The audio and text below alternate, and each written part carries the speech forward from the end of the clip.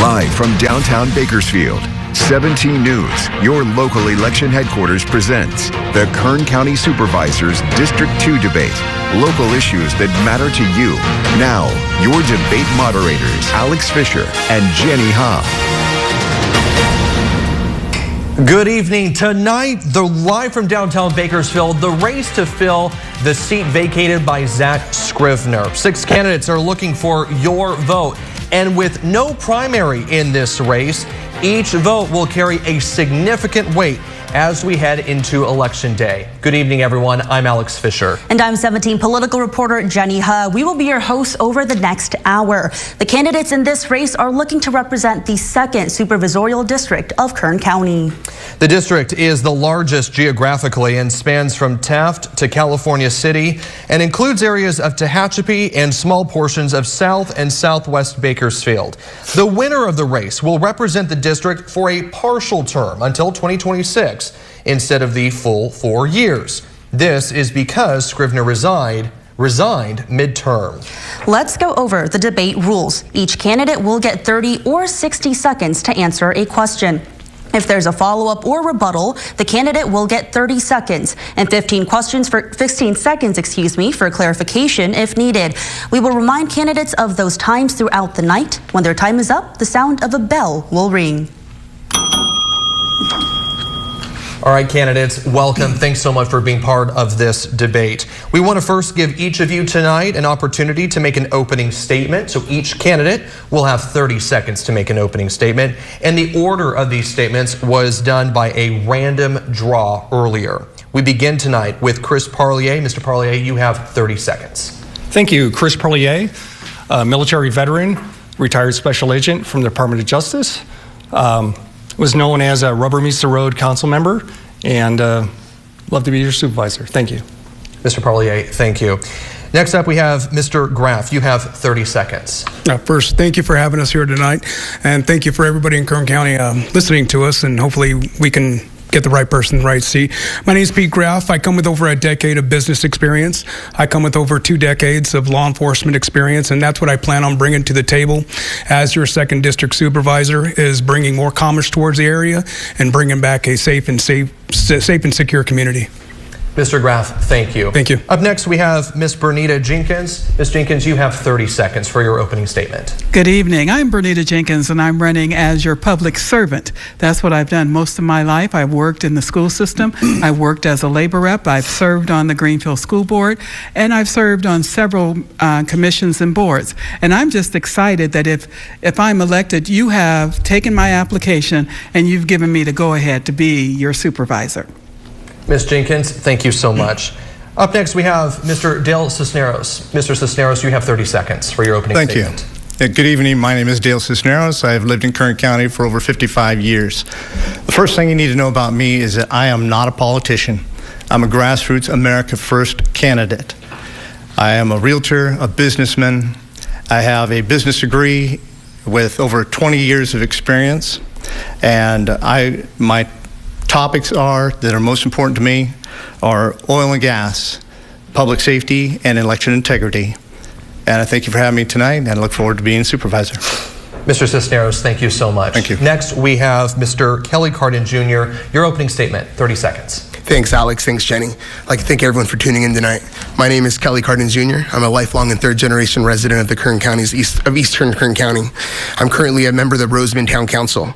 I'm running for supervisor again because I'm tired of communities like Boron struggle while they're ignored of their valley fever concerned over solar projects, while towns like North Edwards are concerned about their roads falling apart, and Tehachapi just lost a private partner when Field closed the child care center today. In Taft, the Alpha House just lost their funding, and they had to cut hours back. That's why I'm running to serve the 2nd district. All right, Mr. Cardin, thank you so much. Finally, Mr. Duell. Ben Duell, you have 30 seconds for your opening statement. Hi, I'm Ben Duell, and I'm a 2nd-term director with the Stallion Springs Community Service District, where I've spent the last 7 years making policy for infrastructure for 3,500 people. That includes roads, police, parks and rec. That kind of thing is the meat of what the county supervisors do. I feel like I'm ready to hit the road running in this very short extemporaneous seat. All right, Mr. Duell, thank you so much. Jenny? The reason we're all standing here today is the resignation of Zach Scrivener. The former supervisor is embroiled in controversy after being accused of sexually assaulting a young girl. Those accusations surfaced in late April. It's now October and there's been no public action. Our question for all of you, do you think Zach Scrivener is receiving special treatment, and how would you restore trust in District 2 leadership? Mr. Parlier, we'll start with you. You have 30 seconds. Well, it's currently under investigation with the California Department of Justice, my old agency. And if I know anything about that department, I believe they'll do a thorough job. And I've been married for 38 years. I'm an honorably retired police officer, special agent with DOJ. And I'm stable, and that's never going to happen with me. And I just bring service and transparency to the position. Thank you. Mr. Parlier, thank you. Mr. Graff, the same question to you. You have 30 seconds. Well, you know, with Mr. Scrivener, it's been kind of a hot potato. So what he was tossed from Kern County to Tulare County. And with the political connections in his way throughout the counties, especially neighboring counties, there's going to be a lot of conflict of interest. So that being said, it had to go to the DOJ. Do I believe there's favoritism? I don't know. But I believe the DOJ hopefully will do their job. But I'll tell you right now, my concern is not for Mr. Scrivener. I know the system will do its job. My concern is for the victims, and that's who we need to focus on. Mr. Graff, thank you. Ms. Jenkins, the same question to you. You have 30 seconds. I don't believe that he's getting special treatment. I think this is the process, and it is a long process. Anytime they sent it out of county, they had to do what was right, and so they sent it out of county. But I am more concerned about the children than I am about Mr. Scrivener, and I hope he gets his just due when time comes. But for right now, let's pray for his children because they need it the most. Amen. Ms. Jenkins, thank you. Mr. Cisneros, same question to you. You have 30 seconds. There was a lot of controversy about the way it was presented, and then the way it seemed to be disheveled to the side. Our prayers are for the family. Doesn't matter who it is. We'd hope that he would find healing and his family would find healing. And I bring integrity and transparency to the Board of Supervisors, and I look forward to serving. Thank you. Thank you. Mr. Cardin, same question to you. You have 30 seconds. My family came to Roseman in 1965. Since then, my grandmother was a librarian. My grandfather helped build the freeway. My mother found her American dream when she opened her own business, so she spent 30 years as a businesswoman. I'm raising 4 beautiful children in eastern Kern County, where I've spent my entire childhood. When it comes to a matter of trust, I think the people of Kern County can trust me because they've seen me my whole life. I spend time working in eastern Kern today with children. On the 23rd, we have the Dolly Parton Imagination Library coming to Roseman, and I was able to bring that to us. I think we establish trust by simply providing services for the people that we represent.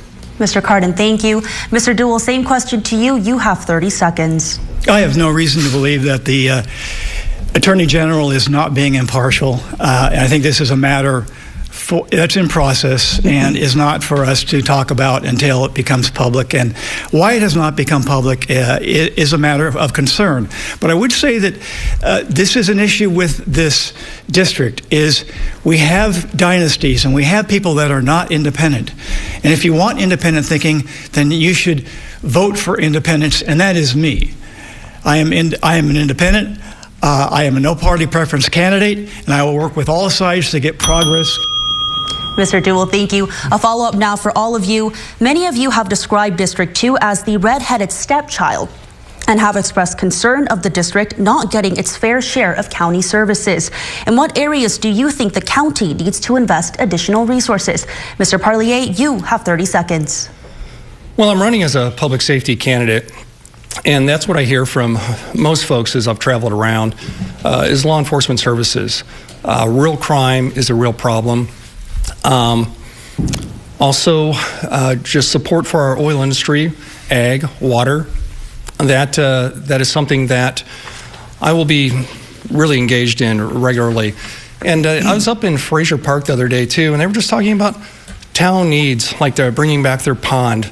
And I believe that's something I can do too. But public safety is really going to be my focus. Mr. Parlier, thank you. Mr. Graff, same question to you. You have 30 seconds. Yes, well, all the areas of District 2, they're very specific. So you get onto Taft, yes, we got to focus on the oil issues and bringing revenue and jobs back to the area. When you get into the Maricopa, Fraser Park area, you get out into the eastern part of Kern County, the Cal Cities, the Borons, Mojave, Rosemans, they're really lacking in special services, special first responder services, any type of psychological care, any type of medical care. A lot of folks can't even get there. Their roads, they're horrendous. They're being taken advantage of by corporations. So we need to really step up for them and defend on their behalf. Mr. Graff, thank you. Ms. Jenkins, you have 30 seconds. The redheaded stepchild comes from not being attended to. So this board member who was there formerly did not attend to the constituents of this particular district. And so with that, they didn't feel like they were being served. They could call the office, nobody would return their call. They could have someone come out and see them, but they never got an answer. The difference with me, I know how to represent, and I will represent them to the fullest. If we need to sit down and have a conversation, we will do that. That's what needs to happen in this district. Thank you. Mr. Cisneros, you have 30 seconds. Yes, and like Mr. Graff said, we have different needs in different areas of this district, given it's so geographically big, and oil is an absolute necessity. We don't have what we need to move forward in these other areas of green energy yet. It needs to be integrated, and roads are another issue that I've talked with a lot of constituents, or I should say voters in the areas that I've had those conversations. So I do believe representation is an absolute must. Mr. Cisneros, thank you. Mr. Cardin, same question. You have 30 seconds. So I actually have one of those constituents who've referred to my town as being a redheaded stepchild. I live in East Kern, where I've lived my entire life. I have no plans to ever leave my small town of Rosemond. I think the key is to actually fix the representation rather than just talk about it, though. For instance, we want to talk about mental health. We need to fill the seats on our behavioral health board. We're talking about crime. We need to fill the seats on our juvenile justice coordinating council. There's roughly 75 vacant seats today on the county's boards, commissions, and committees that need to be filled. That's how the actual work gets done, is by filling those seats and including the people that live in the area as part of the conversation. Thank you. Mr. Duell, you have 30 seconds. So this is a far-flung, rather large rural district. It includes a lot of communities that are not incorporated. In fact, there are only a couple incorporated cities within the district. And it's my intention to focus on the rural. I live in one of those rural communities. I know where the county has failed us. Roads is number one. Everyone here has agreed to that. It is going to be my intention to make myself available and representative of the rural parts of this district. Mr. Duell, thank you. Alex has your next question. Many of the issues that were just mentioned in that last question we are going to be getting to tonight. We first begin with oil. Oil is a big industry here in Kern County, especially in District 2. County officials estimate the oil and gas industry supports 25,000 jobs in Kern County and accounts for nearly $200 million in property taxes. California is set to end all oil extraction in the state by 2045. This question is for all 6 of you. How will you guide District 2 to make that transition happen with minimal repercussions to local jobs? We're going to begin tonight with Mr. Graff. You have 60 seconds. With myself? Yes. You know, with the oil industry, it's a unique industry, and we are highly reliant on it. Anywhere from jobs to nonprofit organizations, up and down the scale, we're reliant. That being said, I'm a Republican. I need to go out, when I sit in that seat, I need to go out and work with Democrats. I need to go out and work with Republicans. I don't care what side you sit on. We need to come together collectively, because Democrats and Republicans, they're both upset at the high prices we pay at the pump. And oil is going to reflect across the board, from clothes we're wearing to stuff in our household to our vehicles. So we need to come together collectively. There are Democrats out there that want to work and bring down prices. Right now, the push is to fill the reserves. Let's work above and beyond that. Let's all come together collectively and work for the better of the California, Kern County, and 2nd District. Mr. Graff, thank you. Ms. Jenkins, the same question to you now, 60 seconds. Oil is a major part of our economy here. And yes, we do need to decide on how we're going to effectively use the fossil fuel that we have. But at the same time, we need to come up with a way to convince or to get all the oil companies to move to clean energy. If we get them to move to clean energy, jobs are saved.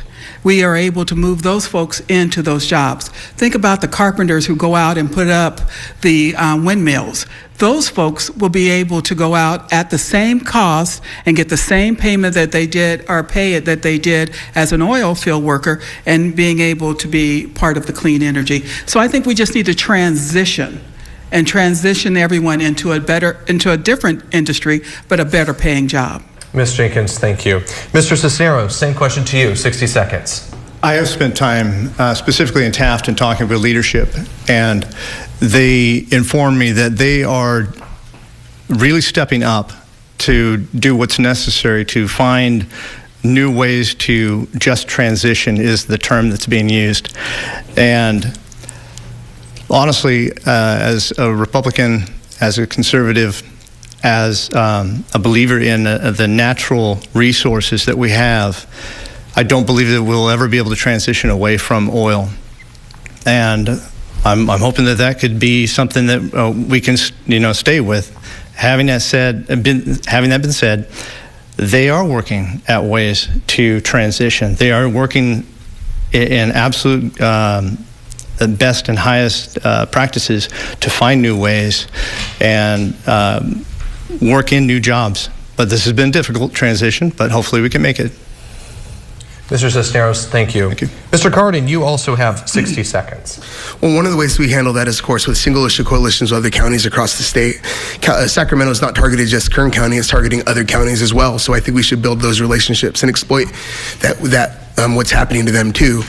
But like the other guys have said, it is about, transitioning over. I think recently we're seeing a lot more projects that are carbon capture based, that are energy capture based, and these kinds of projects are able to use disturbed lands already, lands that aren't good for anything else. So it's very economical for the oil companies to transition in that manner. I just think that one thing that we shouldn't be doing is cutting down forests across the county, especially across the desert, for energy projects, for solar projects specifically, that aren't working. They're not generating power kept here in Kern County. And in areas like Boron, they have legitimate concerns about valley fever. They also cut down roughly 1,300 Joshua trees that are over 1,000 years old. They're considered ancient trees that were protected. They found some way to get permission to cut them down. I think that our transition to clean energy shouldn't destroy our ecosystems. Mr. Cardin, thank you. Mr. Duell, you also have 60 seconds. Well, I fully support the oil industry as it is, even though we need to make this transition. It's pretty obvious to everybody. In my work with Eastern Kern Air Pollution Control District as a director for the Variance Hearing Board, I deal with industry and commercial interests and the interests of the people, and I adjudicate their interests all the time. It's what I do. I'm protecting the air for the Eastern Kern Air Pollution Control District and the people of the district. Most of the wells are, of course, on the other side of the Tehachapi's. But what needs to happen, and this is the question you asked, was about transition. And yes, we are going to be forced to make a transition, and we do need to make a transition. Global climate change is real. We can see what's happening. We are reaping the whirlwind right now, literally, in places like Florida and North Carolina. So we know there's an issue, and we need to transition away, and we can do that by providing the same kind of jobs with steam injection to produce energy where petroleum used to be produced. Mr. Duell, thank you. Mr. Parlier, you have 60 seconds. We want to transition if we can, but Kern County produces the most environmentally cleanest energy really in the world. And I really feel that we need to support our oil industry locally. I mean, 2040, 2045, it's a long ways away.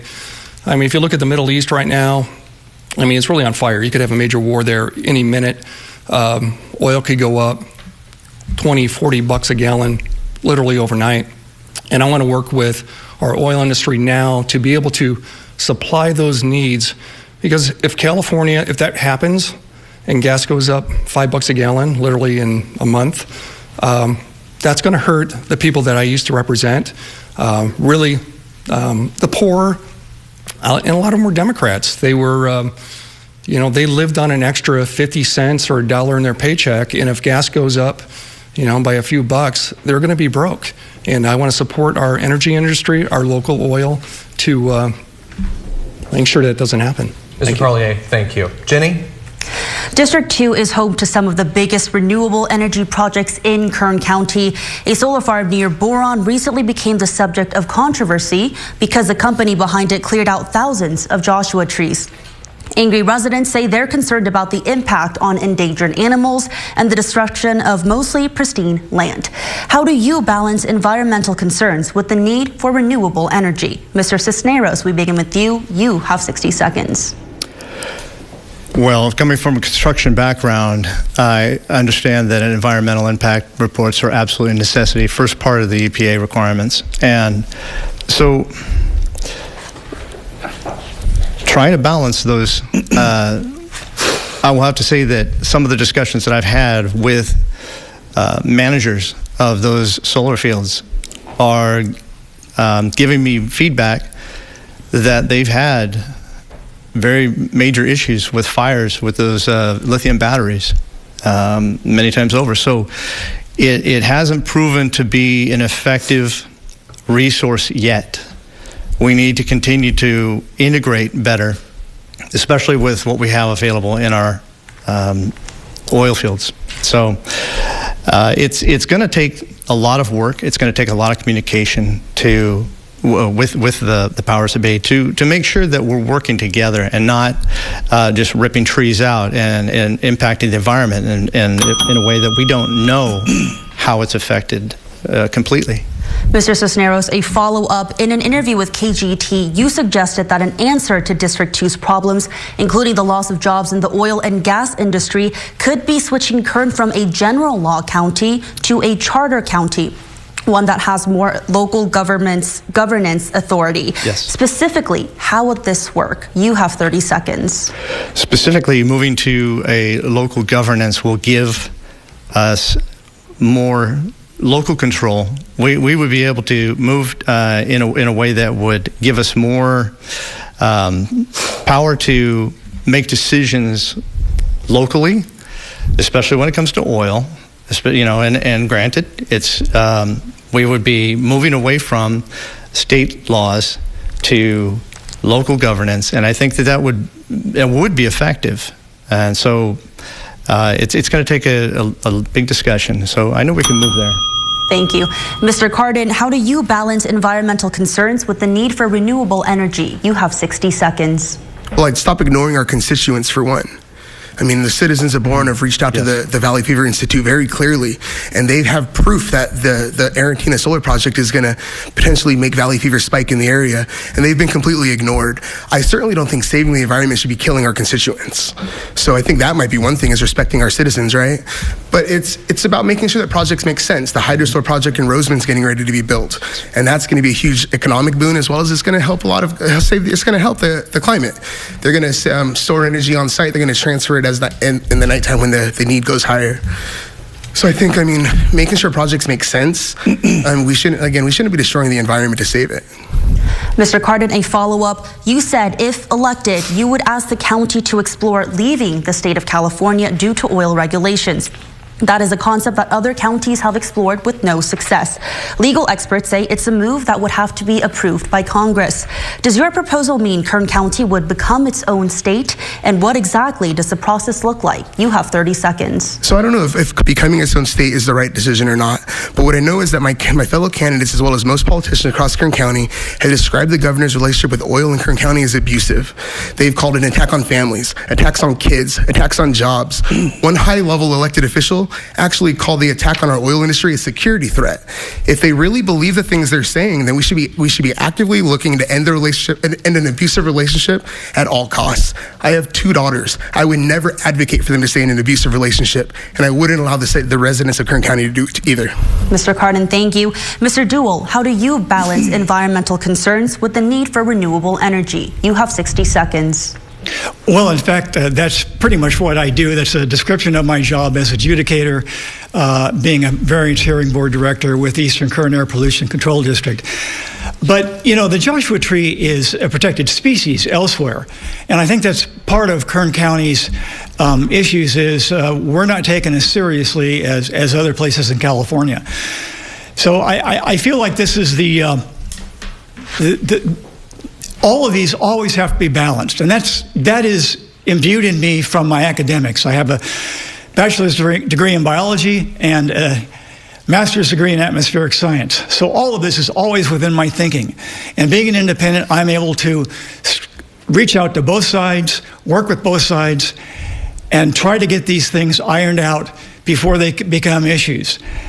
I don't believe that Joshua Tree should be mowed down for solar fields. That's kind of a zero-sum gain on that. But it happens, and it's unfortunate. Mr. Duell, thank you. Mr. Parlier, same question to you. You have 60 seconds. Well, like I said, Kern County is #1 in renewable energies. Do we want to protect our lands? Absolutely.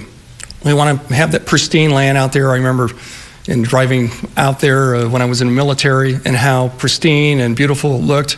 But the state can't have it both ways. They can't say, hey, you have to have all these renewables and you have to have wind and solar, but you know, where are you going to put it? That's really prime land to put it just because of the climate, the sun that's available year-round. So going forward, I think we're going to have to look at each project, but again, we're under state mandates, so it's a double-edged sword. Mr. Parlier, thank you. Mr. Graff, same question. You have 60 seconds. Well, there's the transition, right? Going from oil to green. I got no problem with green, and solar is great. You know, I've spoke to hundreds of residents in the Boron, eastern Kern County area. Families that literally have lung infections and valley fever. Speaking to them, they can't even open their windows. They can't go outside because when these dust storms kick up, they're unable to enjoy the outside. So these are some of the things we got to do. As a county supervisor, when I sit down there and I speak to the other supervisors, we need to start imposing new rules and regulations for these companies before we issue licenses and grants to operate. They're coming out of state, they're building so they can make money here. We need to impose rules where these solar farms, if you will, are being built set amount of miles away from residential areas, and they need to have beautification plans. They need to have dust control plans so that the residents in the area aren't the recipients of the bad part of solar. Thank you. Ms. Jenkins, same question to you. You have 60 seconds. I am a lover of trees. We camp every year in Yosemite, and so we've done this for 28 years. So to know that they're cutting down trees in a place where they actually need the trees for the growth and the air and everything that happens, that's concerning. So what it says to me, and it's always said this to me, the EIR report was not correct. They did not do their just due. So that means somebody on the Board of Supervisors didn't do their job. And so now it's time to have someone in that place. And let's stop, giving the people the rhetoric, and let's give them the reality. Let's bring them in, sit them down, talk to them about what they want to see happen in their area. Joshua trees are beautiful, and there's no reason for them to be cut down just for solar. We need to come up with a better plan, a plan that allows us to do the clean energy as well as keep our Joshua trees. Ms. Jenkins, thank you. All right, we are halfway done with this debate. I know it's already hard to believe. Coming up after the break, we are going to continue our conversation with these candidates running for the 2nd Supervisorial District of Kern County. We're going to be talking about topics including crime and the economy. We're back in 2 minutes.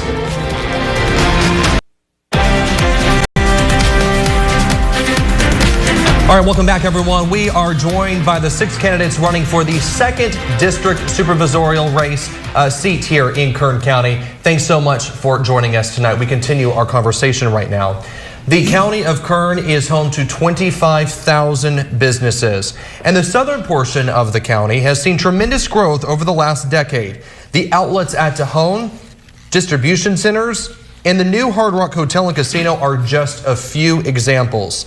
District 2 is the largest district in this county in terms of undeveloped land. This question is for all of the candidates. What other areas of the district do you see having the same potential of expanding and diversifying the economy? We'll begin with Mr. Cardin. You have 30 seconds. Yeah, so I live in East Kern County, so I'm very familiar with the area. We have the Mojave Spaceport is in need of investment so that they can expand. They're actually looking to add more hangars so they can grow their business. We're working with the deal currently with the state of California to add trucking routes along the 58, so you could potentially add transportation, other logistical companies to the east of Kern near the 58. So that it's there. We just have to go looking for it. We have to show people that we have a job market full of people that are prepared to take these kinds of jobs. And I think we could definitely grow the economy in the 2nd District as well. Mr. Cardin, thank you. Mr. Dool, 30 seconds. Yeah, well, we have the Mojave Inland Port, which is beginning to take shape after they get going on that. There are going to be many issues that are going to affect Kern County District 2, and chief among them is probably going to be air pollution concerns. That's something I deal with the Eastern Kern Air Pollution Control District.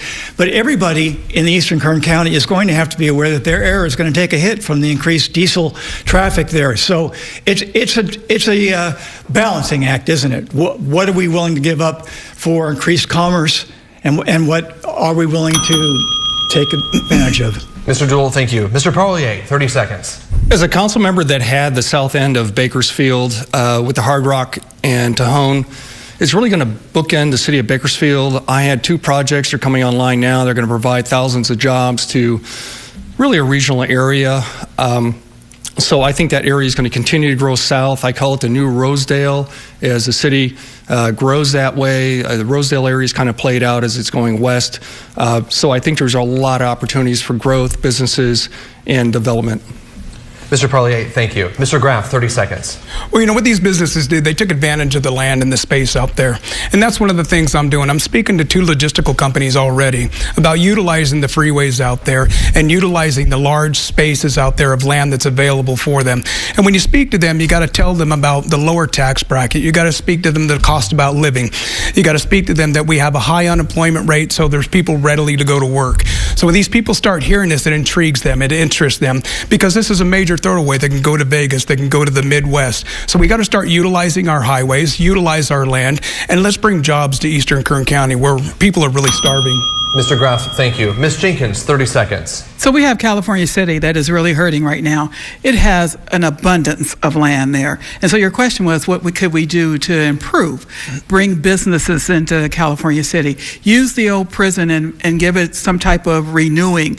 And just make it so that people can find jobs in California City. Then if you go over to Taft and you go into that area where you're coming through Derby, Acres, all of that, there's open land out there. And that can be used to bring businesses in. It's going to take all of us to work together. Ms. Jenkins, thank you. Mr. Cisneros, 30 seconds. So we do have many opportunities with Eastern Kern and especially southern Bakersfield, where we've got a large amount of land, and we can attract more businesses to develop and build, because it will generate a large amount of tax revenue and create jobs.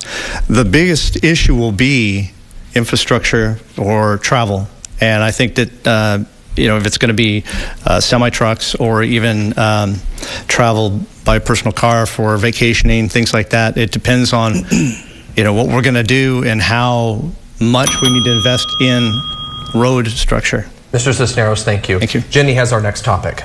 Crime continues to be a major problem in Kern County, a problem some say is often neglected in District 2. Mr. Graff, Measure K, a 1-cent sales tax increase for public safety, has generated some $58 million since it was passed 2 years ago. You've said you want to eliminate taxes and instead generate more money through the oil and gas industry. How do you expect the county to fund its $4.4 billion budget while eliminating taxes? You have 60 seconds. I think the answer is in the question. It's actually, revitalizing the oil industry, the gas industry, where we've survived for decades. And when we can revitalize the oil and gas industry, we can start minimizing, even dissolving the Measure K tax. And it's important that we revitalize it because we got to hire sheriff's deputies, we got to hire firefighters, we have vacancies. And a key thing, too, is retention of these first responders. We have a lot of things we need to fund here, and nobody wants to be overtaxed. I want the taxes gone more than anybody else. But we have to make sure that we start at ground one, and that's starting with the revenue where it originally occurred, and that's the gas and the oil fields. And then we relieve the citizens of these taxes. Thank you. Ms. Jenkins, you've said you want to increase retention rates for all county employees, including law enforcement. KCSO has taken steps in recent years to do just that, offering bonuses to deputies who transfer from a different department. What more can be done right now to increase retention rates for local deputies? You have 60 seconds. So for local deputies, it's going to come down to making sure they're working in an environment that is safe. safe for each and every one of them. So they can't be out in East Kern, 1 or 2 deputies trying to take care of the full East Kern. That cannot happen. It's going to take us saying we need to do everything possible to bring enough deputies on board and not just give the play answer. Let's work on making it happen and giving them the proper income so that they will stay out in East Kern. That's part of our problem too. A lot of those guys that are the sheriffs, they go out to East Kern or to West Kern and then they come back home to Bakersfield. We need to make it an incentive for them to live in that area. Ms. Jenkins, thank you. Mr. Cisneros, you've blamed crime in Eastern Kern on poor border security and drug trafficking. The County of Kern has no jurisdiction over our southern border. As a supervisor, what is your plan to provide local solutions? You have 60 seconds. Well, as we talked, I had addressed an idea of homeless to hope. And I think that we need to have more discussions coming together, bringing all the resources together with the agencies and departments within Kern County, especially with churches and local businesses and property owners, to really work together to find out how they can, their resources, their manpower can be best used to work together. We've got to have these discussions because it seems too divided. There's too many services out there that are separate, and we need to bring them together and find out how we can work better together. Mr. Cisneros, thank you. Alex. Mr. Carden, one of the biggest complaints we hear from District 2 residents is law enforcement response times. Sheriff Donnie Youngblood has blamed those long response times on an agency-wide staffing shortage. How can you work with local law enforcement to cut down on response times, keeping in mind a shortage of deputies? You have 60 seconds. So I actually was at work one time in Roseman when I was accosted by somebody who I had to wait an hour and 45 minutes for a police officer to show up. So this is a real thing. One of the ways that we do that is understanding how the county is addressing it. The county also pays money for people to live in those outlying districts. As far as deputies go, we need to also pay longevity bonuses so they stay. But long term, I think the key is to have a recruiting system that works for us. My son's 13 years old. He wants to be a Kern County firefighter. I want to use Measure K money to fully fund the police and fire explorer programs. So we have local kids who are growing up to be young men who want to join the fire service or the police force. And they want to stay in the towns that they've grown up in and serve their friends, family, and neighbors for their entire lives. I think that's one way that we're able to kind of address that long term. Mr. Carden, thank you. Mr. Duell, your website says you support additional harm reduction specialists and appropriate psychological support for law enforcement agencies. Nearly half of the county's budget goes to public safety, including the sheriff's office. So how can the county pay for additional mental health specialists? You have 60 seconds. Well, frankly, I think we need more help from the major industry in District 2, and that would be oil and agriculture. But in terms of having people address these situations in terms of harm reduction, it's something I'm particularly familiar with because I engaged in it myself and understand some harm reduction techniques and mediation techniques. But these people need to be handled with care and with compassion. There needs to be a triage of services that will help them find their way, get off drugs, whatever it is, to keep them off the homeless streets. Mr. Duell, thank you. Mr. Parlier, you touted your experience in law enforcement and you led the change on implementing ShotSpotter technology in the city of Bakersfield. You said your biggest city council wins were on public safety and law enforcement. What are some aspects of public safety that are not currently being addressed by the sheriff's office or by the board of supervisors?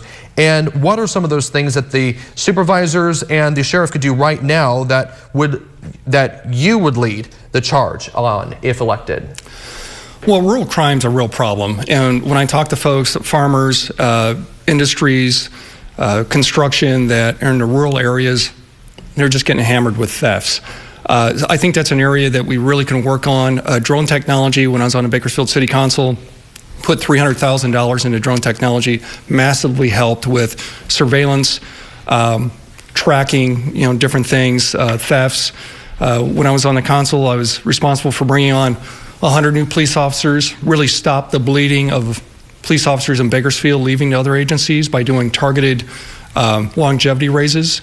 Also, the shot spotter is a great example of using technology to prevent crime, which has literally saved lives in downtown Bakersfield by preventing gang shootings. And just recruiting deputies. The raises that they have, I think, could be a little bit better. But one thing is really important is our detention deputies. If we don't have them, nobody's going to stay in jail. Mr. Parlier, thank you. Thank you. Jenny has our next topic. Turning now to the issue of homelessness. An unfounded claim in Kern County is that homeless people are bused here from Los Angeles. Sheriff Youngblood and local shelters say there is no evidence that has ever happened. Last year, Supervisor Jeff Flores proposed busing homeless people to the county's borders if they do not accept assistance. It's a proposal that could directly impact District 2. Our question now to all 6 of you. What is the solution to getting people off the streets when they refuse to accept services from local agencies? Ms. Jenkins, you have 60 seconds. So the first thing we have to understand is that not everyone wants to come in off the streets.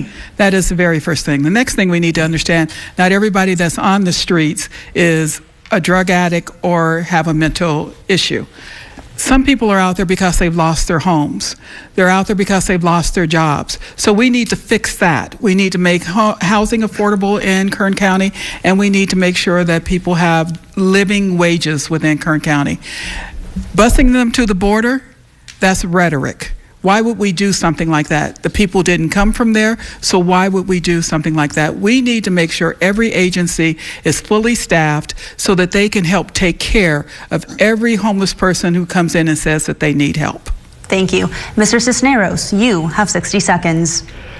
Well, I disagree with the idea of busing the homeless to the borders of the county, because all that does is exacerbate what's happening at the counties in those areas with homeless that are there already. Now, coming back to Homeless to Hope, we do need to do a better job, and I know that there are task forces out there that reach out to those to identify those that are displaced versus those who have mental issues versus those who are just homeless and they don't want any help. So it's a big discussion to have. It's worth having. I think that pulling together our resources and having very clear goals is going to be necessary. Thank you. Mr. Cardin, you have 60 seconds. So I used to work with homeless ministry full-time in a previous occupation that I had, so I'm kind of a little bit familiar with this, but Kern County used to be the leader on this, and the way they used to do it was they had so many point of contacts that they required with every homeless individual. When you do that, you're finding out what their needs are, and then you could connect them to the resources. For instance, Flood Ministries, which is a major ministry that focuses on homeless outreach across Southern California, they have grant money and that's available to help homeless people get to somewhere where their support systems are. Maybe they have a relative in another state or another city. That's what we should be doing, is getting them to where they're going to get help. The other way is partnering with local organizations that are already doing these things, and they're really good at it. For instance, I mentioned earlier, TAF, there's a battered women's shelter that unfortunately just had to cut their hours from 24 hours a day to 8 for lack of funding. We should be finding ways to help them keep up with their work they do. We should be, reinvesting back into the mission at Kern County. They hundreds of people a year, they're able to get off of the streets. It's not so much inventing the wheel as it is about supporting the organizations that are already doing the work. And the reason I'm running is because it's kind of typical, unfortunately, for elite politicians from Bakersfield to just dump everything on East Kern, and it's kind of ridiculous. Thank you. Mr. Duell, you have 60 seconds. Yeah, so let me just state at the outset that people in any municipality have the right to live in a safe, ordered, structured way. And homelessness just makes a mockery, or homeless people not abiding by those rules kind of makes a mockery of that. So we need to help them, like I said before, in a triage sense of having people come in from social services, decide who really needs help and who doesn't need help, and who's just there. And in terms of busing people out to the borders, that is just not something that's compassionate. It's not something I would support. Where would the money come from? Well, Yeah, that's always the issue. And one of the things that I would like to make clear that I have run for offices that are contain larger populaces than simply District 2. And the reason is because we can only work on these things at a state or a federal level. Thank you. Mr. Parlier, you also have 60 seconds. I think we need a carrot and stick approach. You know, in Kern County, we're compassionate people. And we have, I think, the best navigation centers for homeless probably in the state.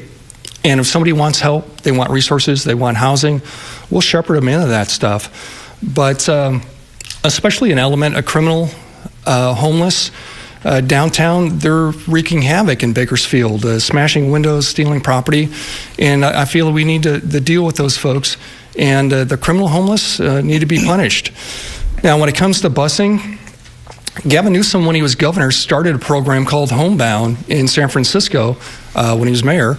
The mayor, Breed of San Francisco, currently is utilizing that program. As a city council member, I can tell you, cities are playing that game up and down the state. And Bakersfield actively has a homebound program too. So if you're not from, look, we're going to take care of our indigenous people, but people from out of county, I think those resources should be provided by those counties. Thank you. Thank you. Mr. Graff, you have 60 seconds. You know, the homeless issue is huge, and we have all types of homeless folks. We have folks that have suffered financially. We have folks that have suffered with mental health. We have folks that suffer with mental health and drug addiction or alcoholism. The big problem, it starts with California. It's the inflation. It's the problem. It's the minimizing of the drugs, the minimizing of consequences for having drugs. We need to put more heat on the state so that we can start making drug deals, drug possession, back a crime again. That's one of our bigger problems. And as far as I'm concerned, when we have folks on the street and our human services budget is addressing undocumented persons as opposed to our citizens, I have a big issue with that. So I think if we can find some money, we need to start there and find out who's not a citizen, who's receiving this aid, and let's start helping our citizens first. I got no problem with helping somebody, but we start at home first. And as far as busing somebody out to Kern County's borders, hey, some of our borders, that's a death sentence. So you don't want to start that. And plus, you're going to run into constitutional violations, litigation. These people can sue as well. So we got to be a lot smarter about it. But let's go to the source. Let's go to California, who created the problem. Mr. Graff, thank you. Alex? All right, so a follow-up to the issue that we're already talking about right now. One solution to the homeless crisis is so-called tiny homes. A 50-unit tiny home project was recently completed in Oildale. It cost the county $4 million to build, and it costs $1 million annually to keep it up and running. Our question to all of you, is that the right approach to solving this crisis? If not, why? Again, this is a follow-up. You have 30 seconds. We'll begin with you, Ms. Jenkins. Tiny homes are working right now in that area. I go out every fourth Saturday and I do what we call needle exchange. And so there are a lot of people that come in and exchange their needles that have been out. And now that they're in the tiny homes, they don't come to exchange a huge amount of needles any longer.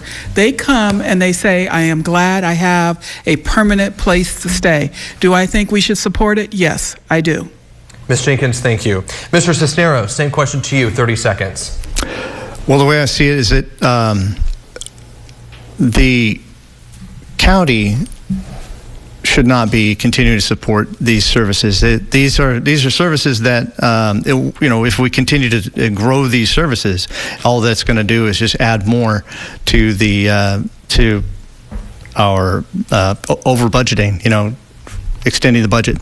So I think that we should have more opportunities for private nonprofit organizations to work alongside these homeless, and that would be helpful. Mr. Cisneros, thank you. Mr. Carden, you have 30 seconds. So I kind of agree with Mr. Cisneros as much as I feel as this is definitely an issue, and I certainly agree with Mr. Parlier that the M Street Navigation Center is top of its class. The reality is when you're demanding or asking the county to provide services, you're also asking them to provide jobs, which become union protected and never go away, and they constantly cost more money. I mean, solving the issue needs to have an end game in sight. So I agree with him. We should be strengthening our relationship with public-private partnerships, with local organizations, nonprofits that already do these things. We should make it easier for them to expand as well, versus the county doing it themselves. Mr. Cardin, thank you. Mr. Duell, the same question to you, 30 seconds. Well, as a scientist, all my decisions are going to be based on verifiable data, and I'm glad to hear that tiny homes seem to be working. They are an expensive solution, unfortunately. My preference right now would be to buy derelict hotels and turn them into SROs, single-room occupancy. And that might be a cheaper way to handle homelessness in places that they can stay within the city of Bakersfield. Thank you, Mr. Duell. Mr. Parlier, 30 seconds. Sure, we need housing, but I don't know if we're going to be able to grow our way out of this problem with housing. I went out multiple times with the impact team, the PIT count, point in time count for homelessness, and it is exponentially growing. When I went on a ride along with law enforcement, half of the people I interacted with that were homeless were from out of area. And getting back to those folks, I believe that people coming from other jurisdictions, other counties, those services should be provided by those counties. Mr. Parlier, thank you. Mr. Graff, 30 seconds. You know, with the tiny homes, I agree with them. And I'll tell you why. I have a personal experience with him. My oldest brother, he's 65 years old. He lives there, the one on Roberts Lane. He's been an amphetamine addict for 40 years. And since he's been there, he's been clean for almost 4 months. They have security there. They have tight restrictions. I cannot even enter. He has to come out to visit. I like the way they're doing things. They don't allow narcotics in there. They don't allow them under the influence to go inside there. So I'm absolutely for it. And when we start prioritizing citizens who are struggling with addiction before we do undocumented persons, I am for this. And when I see the results as those, I'm absolutely for it. Mr. Graff, thank you. All right, it's already time for closing statements. Mr. Parlier, we're going to begin with you. You have 30 seconds. So my life has been about service, whether service in the United States military, service as special agent with California Department of Justice, or service with the city of Bakersfield as a council member. And with your help, I would like to serve as your next supervisor. So I'm asking for your vote and your support. Thank you. Mr. Parlier, thank you. Mr. Graff, your closing statement, please. You have 30 seconds. As a businessman, as a police officer, as a watch commander, I understand business. I understand the law enforcement aspect. This is what I want to bring to the table. This is one of major places where we're suffering. So we got to start addressing these issues. I'm the person to come inside and make sure we start addressing it and be the voice of the people of the 2nd District. For years, they've gone unaddressed from the east side to the west side. I'm the person that's going to sit down and I'm going to be their voice so that they can get the services they are entitled to as taxpayers. Mr. Graff, thank you. Ms. Jenkins, you have 30 seconds. I have worked in public service all of my life, and I may not have been a law enforcement person, but as everyone up here has stood and told you they're Republican or they're independent, I'm the lone Democrat in this race, and I know how to go out and help people. I know how to listen to them to get to the right answer, to get to the decision that we need to make this a better 2nd District. And right now, we need a better 2nd District with the best representative. So I'm applying for the job. Check the box, Bernita Jenkins. Ms. Jenkins, thank you. Mr. Cisneros, 30 seconds. As a businessman and entrepreneur, I understand things outside of the box. I looked at things a different way, and I have to make a way to make the bottom line. We can't operate in the red, and oftentimes we see government entities operate in the red. The power belongs to the people, and I am absolutely able to work with the people to represent well, and we the people are the decision-making force, and so it is about the people, and so I'd love to serve as your supervisor. Mr. Cisneros, thank you. Mr. Cardin, you have 30 seconds. I'm running for supervisor because I was sick and tired of people that live in my side of the county being ignored. I'm tired of county workers being ignored and not receiving raises while there's, corruption and wasteful spending happening amongst our county's government. I'm tired of listening to people, come to the Board of Supervisors and get laughed at or get derided. I think that we should respect our citizens, all of them, not just the ones that live in the county seat. I'm running because I believe that nobody will support my friends, families, and neighbors across 2nd District better than I will. Thank you. Mr. Cardin, thank you. Mr. Duell, 30 seconds. District 2, this is your chance to break free of partisan interests and political dynasties. I represent none of that. I'm an independent, no party preference candidate, and I will represent everyone in this district to the best of my ability based on fact alone.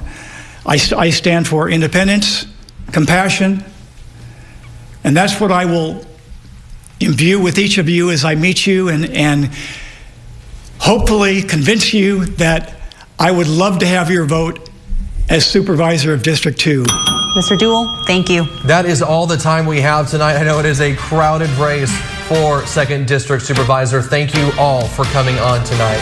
And thank you for watching at home. Remember, ballots are in the mail. Many of you may have already picked them up. November 5th is Election Day. Thanks so much for joining us. Good night.